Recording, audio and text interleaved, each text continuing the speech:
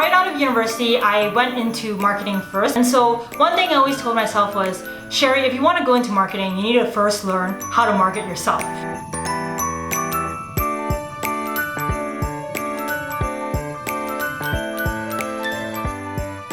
Hello everyone! Today I am filming a very highly requested video on how the heck I decided what I'm going to do after graduation and how I managed to switch career paths. So for those who are new to my channel, let me give you a quick TLDR on my life. Basically, ever since I was young, I wanted to go into medicine, and so going into university, I got a full STEM field scholarship to my program, which I studied molecular biology, so Bachelor's of Science, and I also did research for 4 years of university. As you can tell, I was very invested in this career path. I also did an internship at a dermatology clinic, and I wanted to go into dermatology. So I was very prepared for this path of medicine.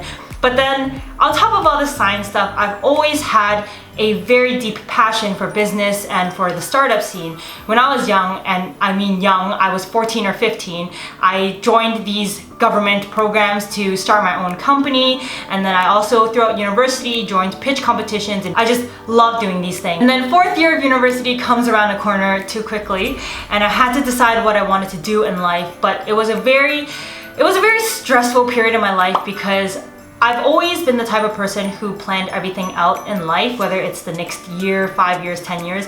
So for someone like me to actually be unsure of what I wanted to do, it was a very foreign feeling for me. So today I wanted to basically summarize my entire thought process into 3 main points for you guys, and hopefully this will be helpful for you in your decision-making process as well. First point I'm going to make is my life motto has always been work smart, not hard. And so I always wanted to know what my end goal was and find the most efficient route to get to that point in the least amount of time. Although efficiency might not be the top of your priority list and life is not a race, but for me, this was just something that I applied in every little thing that I did in life. And I figured, if I do this on a daily basis, why don't I apply this thinking to how I decide what I want to do in life? And so I thought about it. When I'm 40, 50, 60, where do I see myself in life, and how do I envision my lifestyle and what I'm going to be doing? And basically, to me, all I knew was that I really wanted to have my own business. I wanted to be a businesswoman and entrepreneur. So back then, my idea of combining business with science was, hey, let me become a doctor and then start a dermatology clinic that's my own business, and then voila.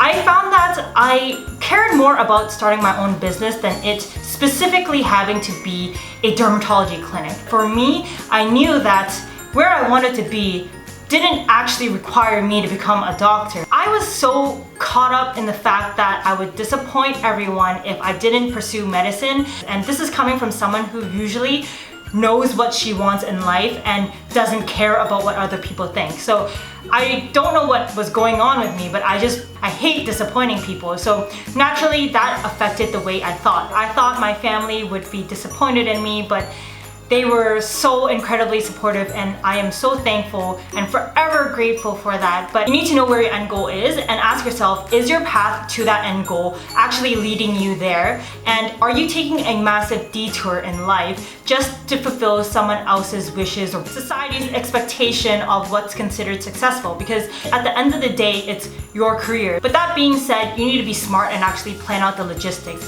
Is it feasible for you to actually go after that end goal? And how you actually do that, that's a whole different story, but more or less the moral of the story is don't let other people's expectations get in the way of you deciding what the most effective path to your end goal is. Second point I want to make is nothing goes to waste. Basically, just because you studied whatever for 4 years in university and you decided to pursue something else after university doesn't mean you didn't gain anything out of the 4 years. There's plenty of soft skills and other technical things that you learn that could be applicable. And in fact, one core value I have in life is that I don't like to regret things. I always believe that I made the best decision I could given the information I had.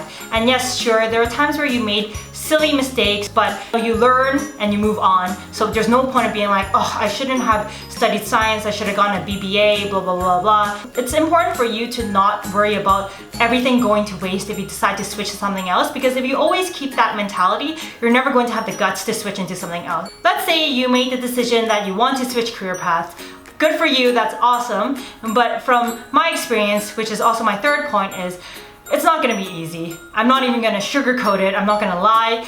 Switching fields coming out of university is tough. It is so tough because from an employer or recruiter's point of view, it makes sense that they might not see the value in you and your degree to the same degree that you do. I applied to so many jobs that I actually kept an Excel sheet of all the jobs I applied for, what stage or interview I got to, things like that. So I just wanted to be upfront with you guys and say it was not easy. You're gonna get tons of rejections, and if you've been through this process and you didn't get rejected at all, please let me know how you did it in the comment section below because I would love to learn from you as well. But from my experience, got rejected a lot and got questioned a lot as well during interviews.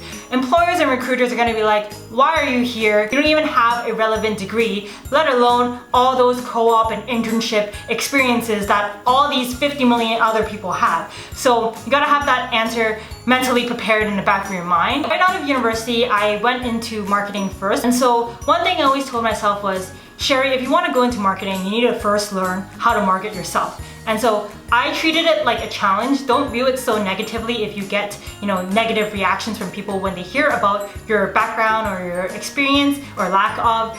Just treat it like a challenge. Just try to be as optimistic as you can. But no matter how optimistic you are, you still gotta hustle. Like, those are two separate things. And so you gotta realize that you really do have to work hard for what you want, especially now that you gave yourself a new, exciting challenge. So anyway, I'm gonna wrap up this video here because the focus of this video at the end of the day is for those who are graduating or deciding what they want to do in life. If you're interested in the more job search and kind of interview section of that, then I'd be happy to film a video later on. I hope you guys found this video helpful and I will talk to you guys very soon. Bye!